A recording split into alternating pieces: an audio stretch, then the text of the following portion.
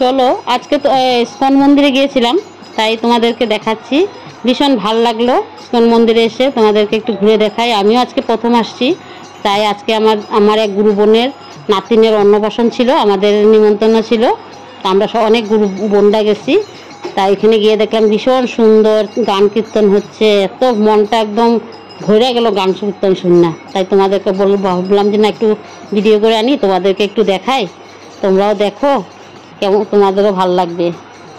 দেখো সবাই কি সুন্দর নাচছে, আরতি হচ্ছে, আরতি দেখে দেখে সবাই কি সুন্দর নাচ করতেছে। দেখো সব মারা ও দাদারা, পিছন দিকে তো আরও ভীষণ নাচছে। আমি তো একদম প্রথম দিকে ছিলাম, তাই পিছন দিকেটা তোমাদের দেখাইতে পারলাম না। তাই দেখো এখন পাখা দিয়ে আরতি করছে, সব দাদারা মারা নাচ করছে। দেখো কি সুন্দর, কি ভাল লাগছে দেখে। আমার তো ভীষণ ভাল লাগছে, তোমাদের কি ভাল লাগছে নিশ্চয়ই। দেখো তোমরাও দেখো, এক মা কি সুন্দর নাচছে, কত বয়স হয়েছে, মা কি সুন্দর নাচ করতেছে। পিছন দিকেও মারা দাদারা খুব নাচ করতেছে। তো পিছন দিকটা তো তোমাদেরকে দেখাতে পারলাম না। অনেক লোক আজকে, অনেক লোক, যেহেতু ওইখানে একটা অন্নপ্রাশন ছিল। দেখো কি সুন্দর ইস্কন মন্দির, আমিও প্রথম আসলাম, তাই তোমরা দেখো, তোমরা দূরের থেকে দেখে এসে করো, আনন্দ করো।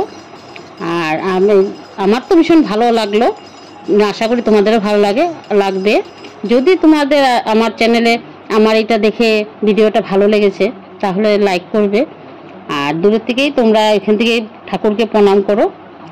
আর তোমাদের সাথে আবার দেখা হবে পরের ভিডিওতে।